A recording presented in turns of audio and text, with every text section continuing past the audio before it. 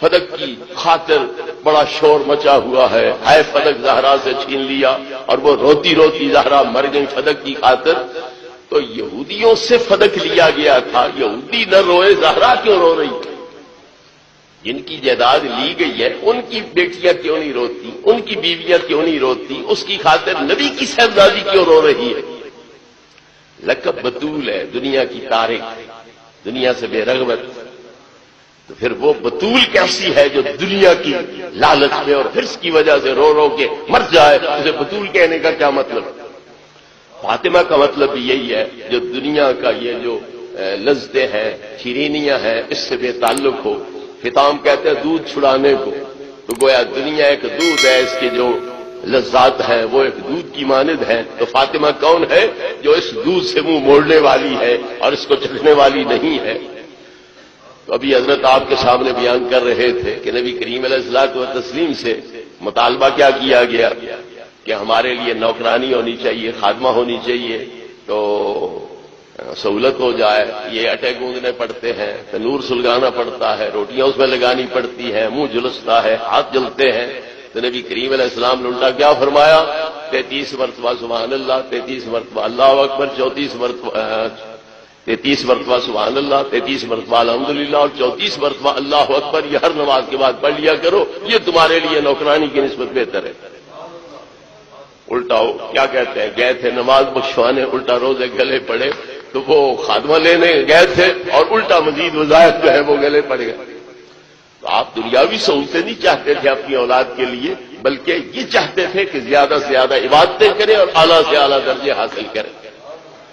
تو فدق چھین لیا گیا۔ تو فدق تو یہودیوں کی جائیداد تھی، یہودیوں کی بچیاں کیوں نہیں رو رہی ہیں؟ نبی پاک کی لخت جگر اس کی خاطر کیوں رو رہی ہے؟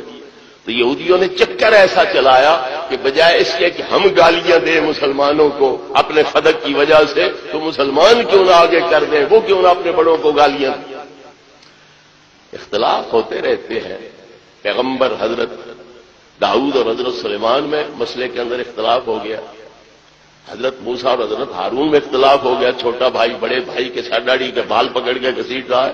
تو وقتی طور پر بشری تقاضے کے تحت اختلاف ہو بھی جاتا ہے، لیکن سوال یہ ہے کہ حضرت صدیق نے کوئی حق نبی پاک کی جو رشتہ داری ہے اور نسبت ہے اس کا ادا کیا یا نہیں کیا۔ ان کی کتابوں میں یہ روایت موجود ہے کہ حضرت صدیق جا کے حضرت زہرا کے دروازے پہ بیٹھ گئے۔ میں تو یہ بیٹھا ہوں، نہیں گھر جاتا، نہیں مسند پہ جا بیٹھتا، ہم نے گھر بار چھوڑے تمہارے لیے، رشتہ دار چھوڑے تمہارے لیے، مال دولت چھوڑے تمہارے لیے، تم نے بھی ناراض ہونا ہے تو ہم کدھر جائیں؟ میں تو یہ بیٹھا ہوں دروازے پہ، راضی ہوگی تو جاؤں گا واپس، نہیں تو نہیں جاتا۔ حضرت عمر گئے حضرت علی کے پاس، بزرگ صحابی ہے، یار غار ہے، اب خلیفۃ المسلمین ہے، اور وہ دروازے پہ سوالیوں کی طرح بیٹھا ہے، مہربانی کرو کوئی ان کا تصفیہ کراؤ۔ حضرت صدیق اکبر رضی اللہ تعالیٰ عنہ رات وہاں دن وہاں مٹی پہ بیٹھے ہیں دروازے پہ۔ حضرت علی گئے گھر، حضرت زہرا سے کہا کہ تم بات چیت کرو، آپس میں معاملہ طے کرو، یہ ٹھیک نہیں ہے جو طریقہ تم نے رکھا ہوا ہے۔ بزرگ صحابی ہے دروازے پہ بیٹھا ہے، آپ نے فرمایا پھر گھر تمہارا ہے بلا لو، تم اگر وعدہ کر آئے ہو، ضامن بن رہے ہو، درمیان میں تم وکیل سفیر بن رہے ہو، تو بلاؤ ان کو، کراؤ بات چیت۔ حضرت صدیق اکبر رضی اللہ عنہ اندر بلائے گئے۔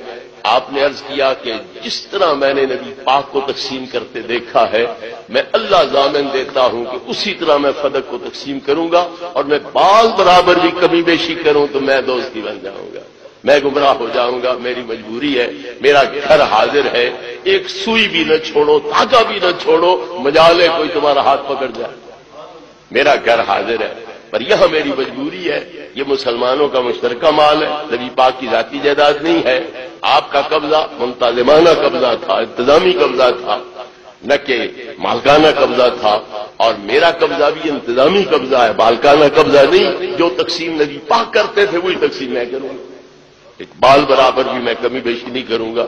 پہلے تمہارے خرچے نکلیں گے، تمہاری ماؤں کے خرچے نکلیں گے، جو بچ جائے گا وہ جہاد کی تیاری میں خرچ کیا جائے گا۔ حضرت زہرا پاک نے کہا اللہ ضامن دیتے ہو کہ اسی طرح کرو گے؟ آپ نے کہا میں اللہ ضامن دیتا ہوں کہ میں اسی طرح تقسیم کروں گا۔ فراد یک بذالک کا حضرت زہرا راضی ہو گئی، تب آپ واپس آئے۔